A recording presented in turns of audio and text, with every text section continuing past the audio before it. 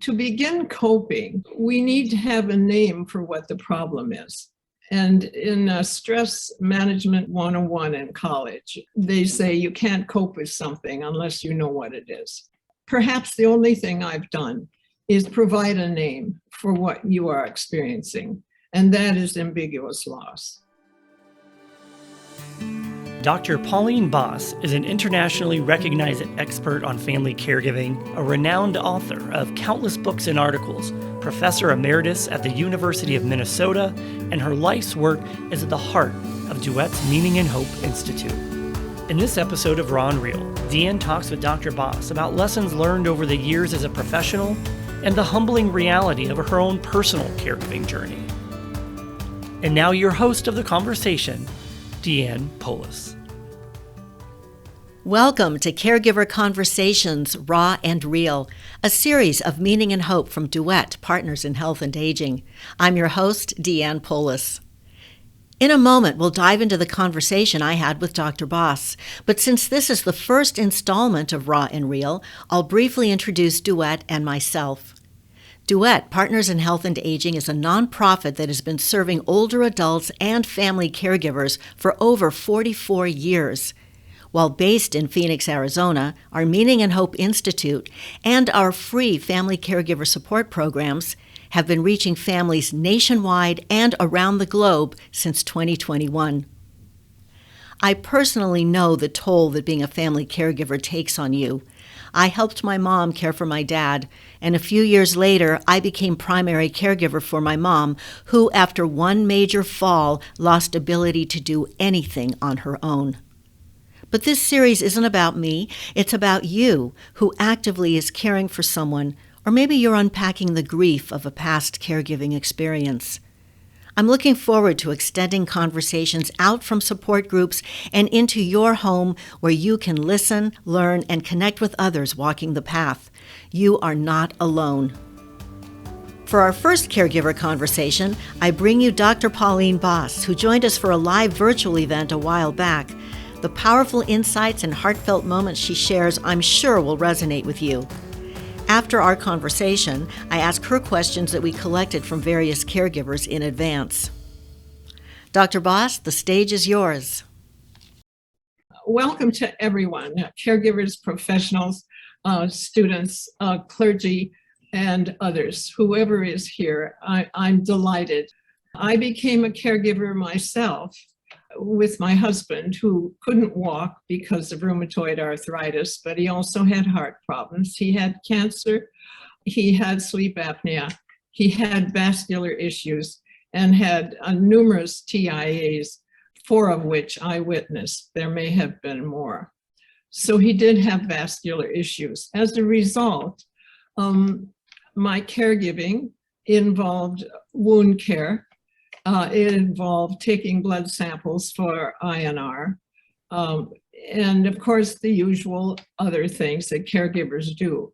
But I have to confess to you that I had in-home help from 8 in the morning until 3 in the afternoon.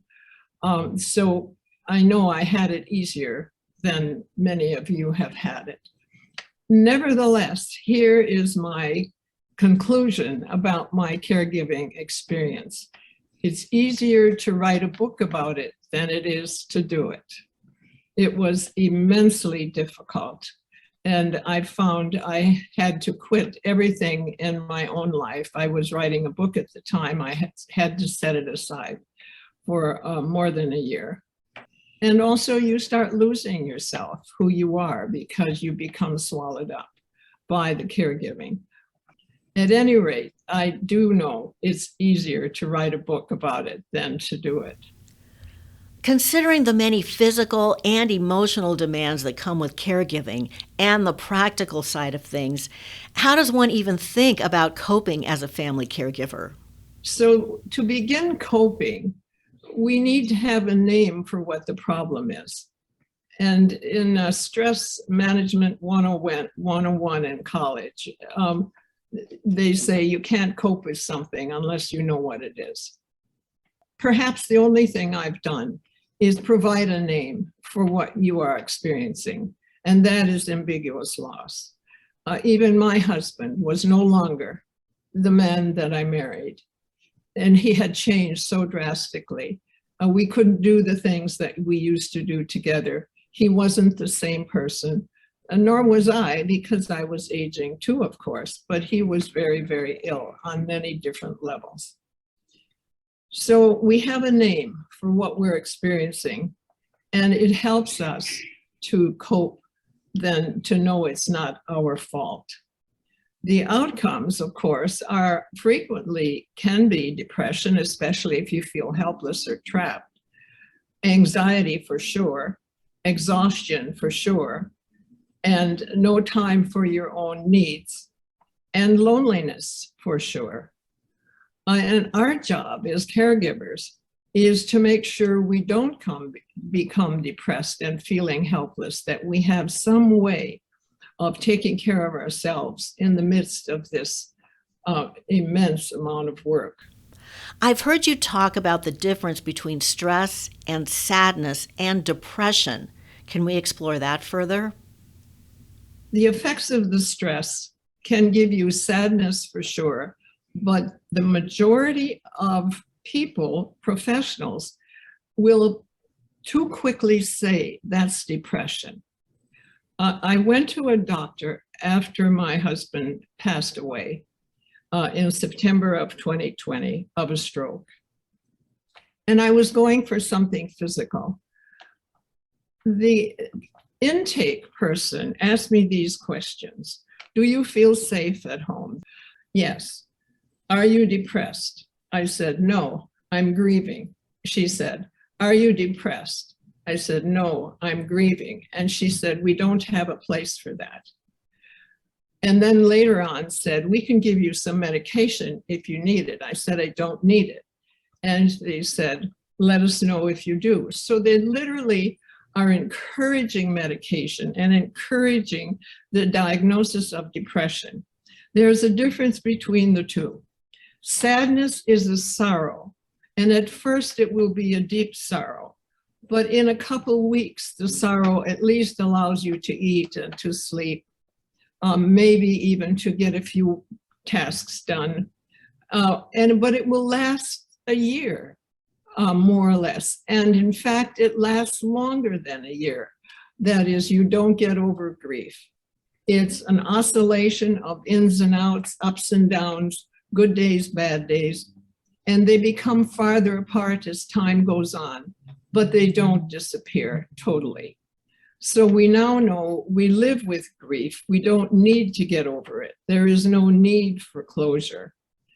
Now, a depression, on the other hand, is a sadness so deep that you can't function even 6 months or a year after your loss. So then you would want to seek professional help. Is sadness a problem or something to try and fix? There is a place for sadness.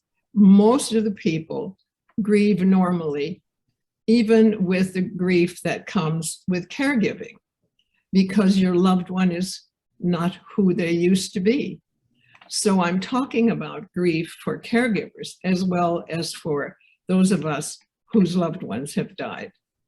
Remember the difference between sadness. You will all feel sadness.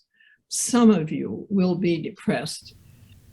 Okay, let's talk about the different coping styles for caregiving and whether one is better than the other. Overall, the two are emotional and managerial. And as you might guess, a lot of the male caregivers or women who've been in corporate executive positions use a more managerial style, which is good.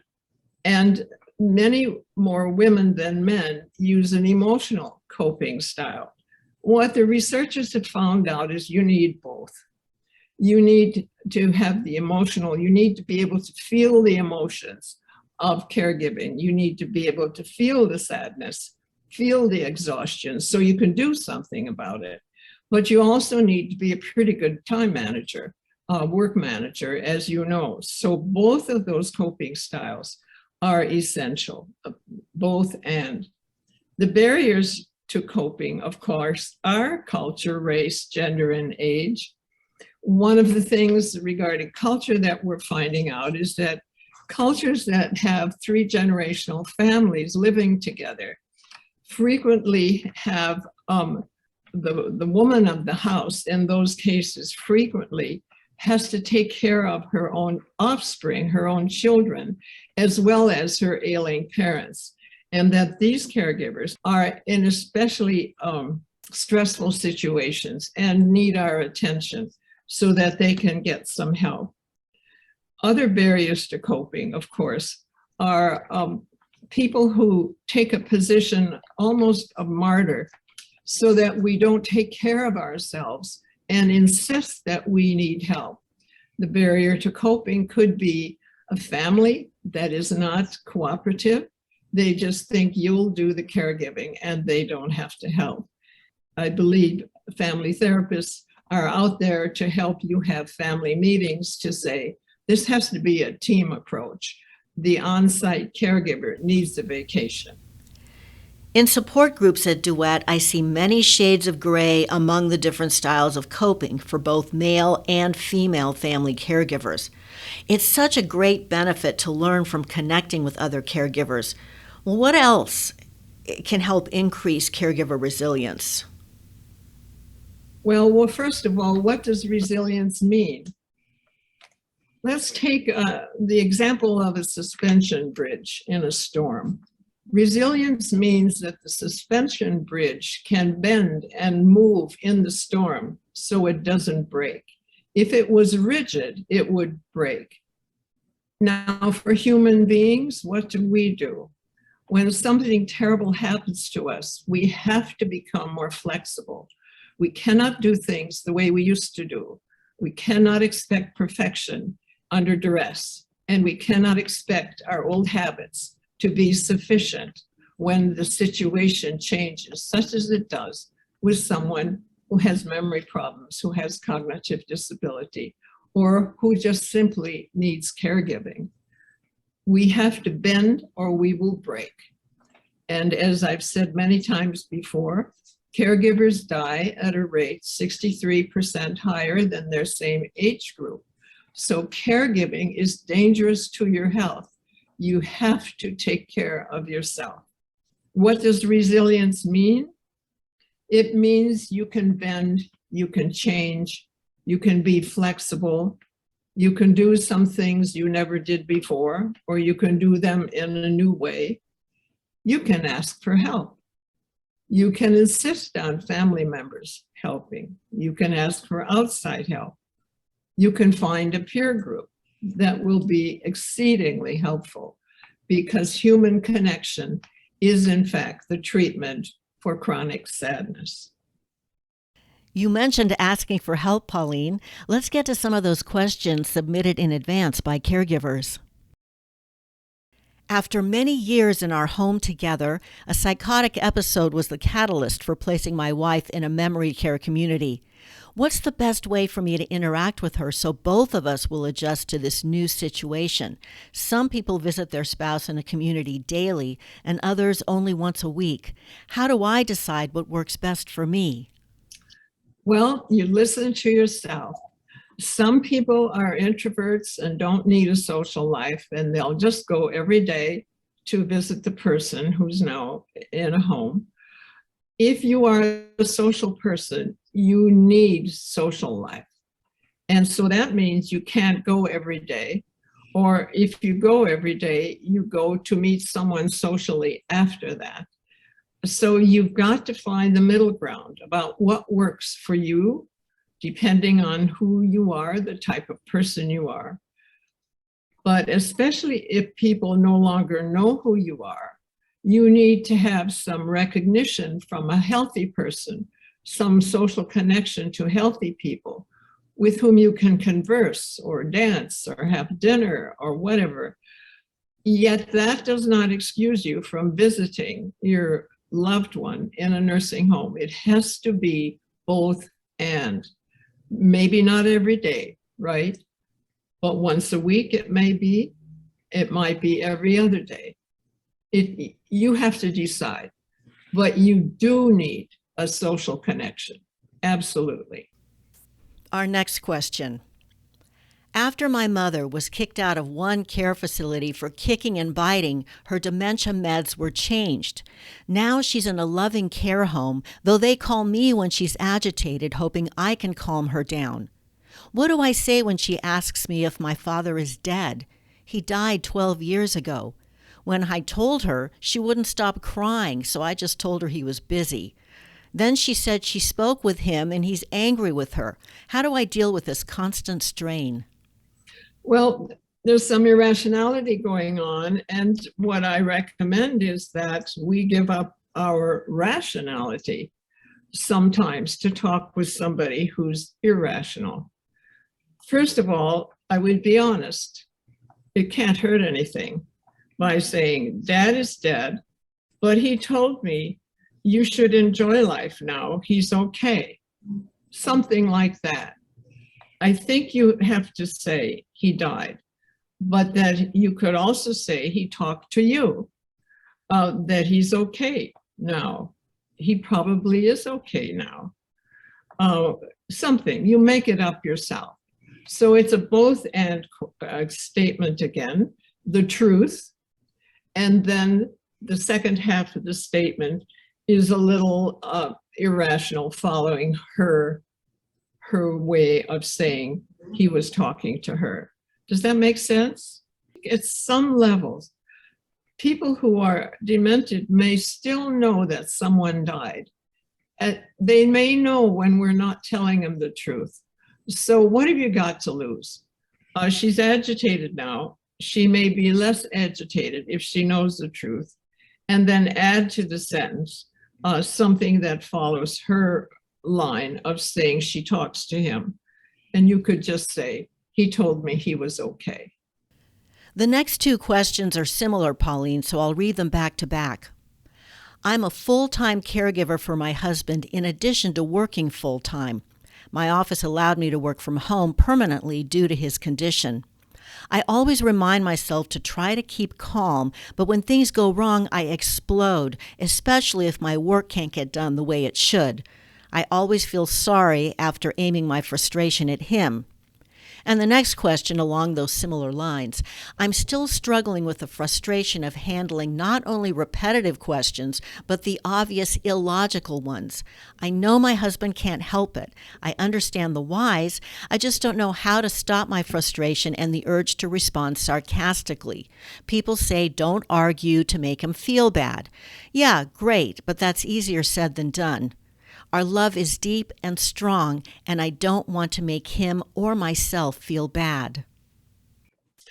Well, here again, use the both and statements, but also you just have to be stronger in a way that'll make you feel guilty and then normalize the guilt, okay? You're just going to feel guilty.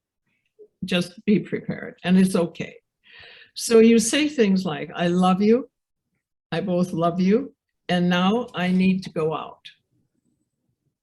Or I love you, and now I'm getting some help so I can work without being interrupted during the day. And so you always want to use a both and statement, because you will feel guilty if you don't, because I know you love that person. So you have to say that. I love you, and I need to take care of myself. I knew a woman who took care of her husband for 20 years with a severe caregiving need, and she was rather athletic. And she finally found that in the afternoon when he took his nap, she had someone else come in to be there, and she absolutely had to take a walk in a nearby woods every day. She said she did it for at least 15 years, and it kept her alive. You have to give yourself permission to do what you used to do that kept you healthy, and you have to continue doing it. And you somehow can, I hopefully, find a sitter or somebody who can come in, not necessarily a caregiver, just somebody who could sit with them for 1 or 2 hours while you take your walk, or do your thing, even do nothing, go sit in the park. You state that caregiver isolation leads to higher burden and depression or sadness for the caregiver, which I understand. But you also state this leads to behavioral problems in the person who has dementia. Will you please expand on how this manifests in behavioral issues in the care recipient?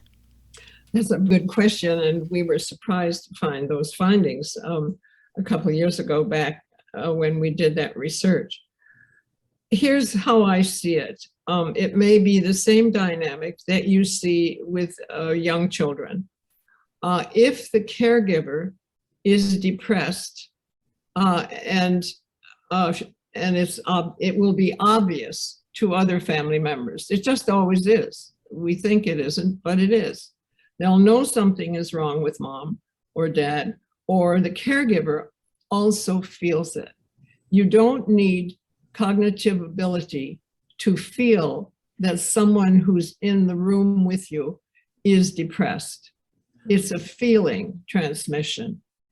And in our study, at any rate, the patient acted out a lot more when the caregiver was depressed.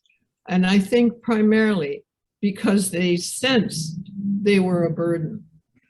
They loved that person, probably. It was their mate in our case. But they may have sensed that they were a burden to them. And I'm not talking about rational full cognition of that. I'm talking about sense, like a baby senses it too. And so, yes, the person you're taking care of will be happier if you are happy. And maybe happy is too strong a word. Maybe content. We'll go for content. If you are content, they will be more content. Thank you for reminding us that though there's diminished cognitive capacity, there's still feeling and sense. Absolutely. There's much more than you think. And if you're very sad, angry, frustrated, guilty, they may feel some of that. So we have to take care of our own feelings and why we're feeling that way and try to manage our stress so that we don't pass it on to the person we're taking care of. Pauline, here's another case where the next two questions are similar, so I'll combine them. I feel awful admitting this, but after changing my husband's diapers and his catheter and looking at his body distorted by Parkinson's, and having to do all housework, handiwork, financial work, I no longer can feel romantic toward him. It's the disease. He did nothing wrong, and he deserves my love. I will care for him till the end, but I feel it's due more to duty than love. How do I adjust my perspective to not feel like I'm denying a part of my love for my partner when I need to blunt my reaction to his disease acting out? A part of me feels like I am emotionally moving away. Wow. Those are two serious questions. The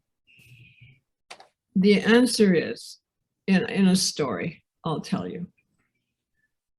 It was the wife of a man, just like was described here by the first questioner, in diapers, catheter, body, drooling, etc. And she said he still was sexually active. And of course, she was about my age, socialized to do bidding. And she said she just couldn't do it anymore. And so she went to her dresser, she said, and she took off her wedding ring and put it in her jewelry box. And then she went back to him and lovingly said she was going to sleep in the next bedroom. But she will take good care of him, which she did. Once he died, which was years later, she said she went to her jewelry box, opened it again, took out the wedding ring and put it on. And she said, now I'm a widow, not a widow waiting to happen. You cannot honestly and lovingly have sexual intercourse with someone you don't feel romantic to. you can say no, but say no in a way that's loving. Move to a different bed. It's okay, because frequently caregivers don't get enough sleep anyhow, and you really need to have your rest. You should not have to do sexual intercourse if you don't want to. That's true across the board, by the way, not just for caregivers. Okay, so this is a more feminist stance. However, I think it's a more humane stance, that you just shouldn't have intimate relations with somebody you're not eager to have intimate relations with. It's dishonest. So remember my story about the woman who took off her wedding ring and put it in a box, her jewelry box, because she felt like she was a widow waiting to happen. And when she was a widow, she put the wedding ring back on. So please, do not sacrifice yourself anymore. It's extremely unhealthy for you. And do not feel guilty about this. You are taking care of yourself. And the person who's asking you to have sexual relations may not even know the harm they are doing. So therefore, you have to prevent it. Famously, former Supreme Court Justice from Arizona, Sandra Day O'Connor, visited her Alzheimer's-afflicted husband in a care home to find him holding hands with his new girlfriend there. Well, she, Sandra O'Connor, would sit next to him and hold his other hand. My husband, now in a facility, has a girlfriend. Truly, I'm happy for him. But can I have a special male friend? That's an interesting question.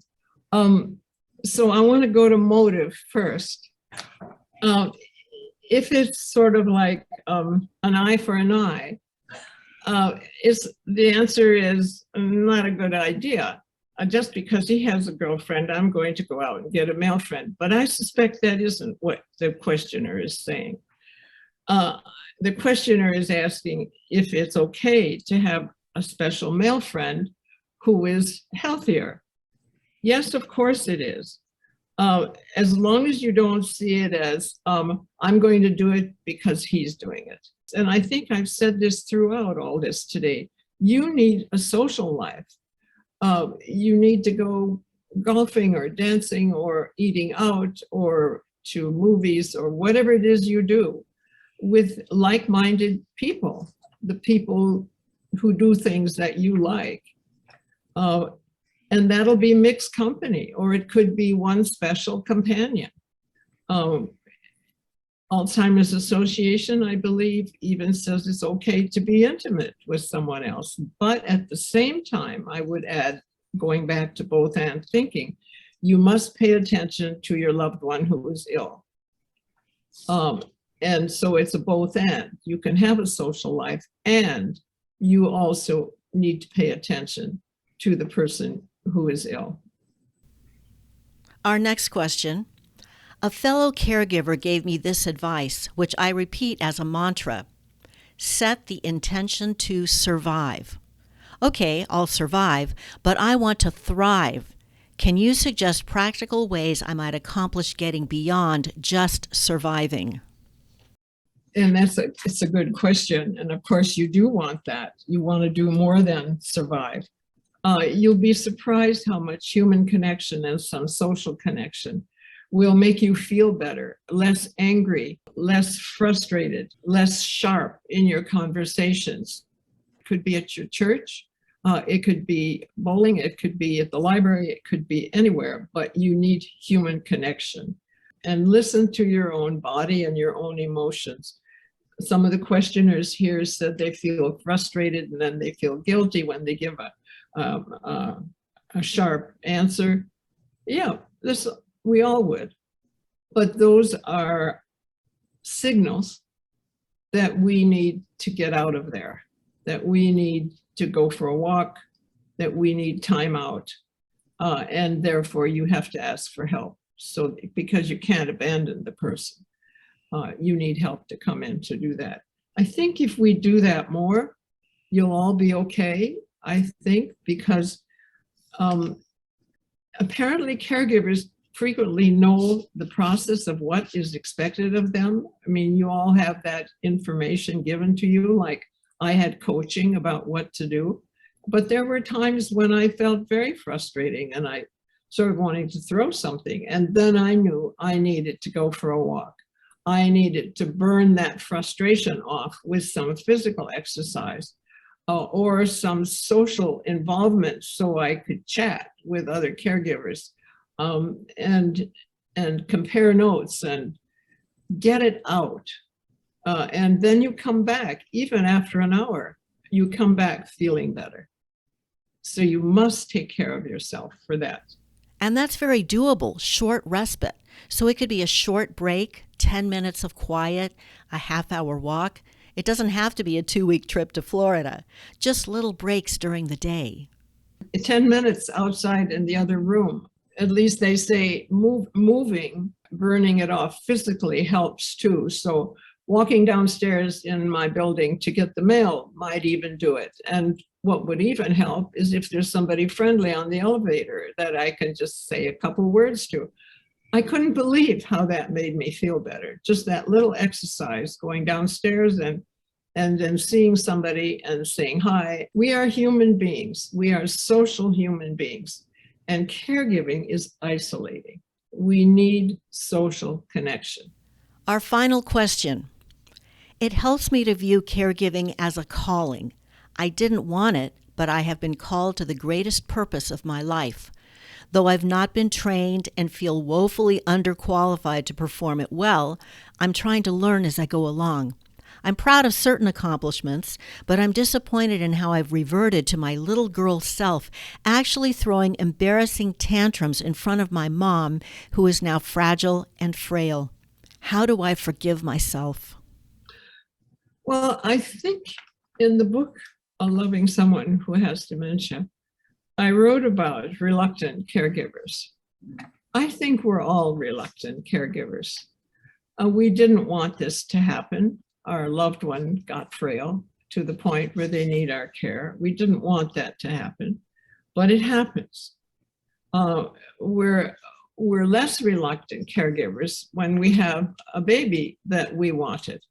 We know we're in for it, for caregiving for what? 18 years. Somebody else told me it lasts a lifetime because you still worry about your grandchildren. But here you have an understandably reluctant caregiving situation. So I understand that totally.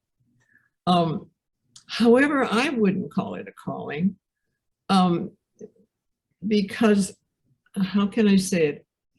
I think of going into the ministry as a calling, going into nursing as a calling, where you still are in control and have some choice about accepting the call.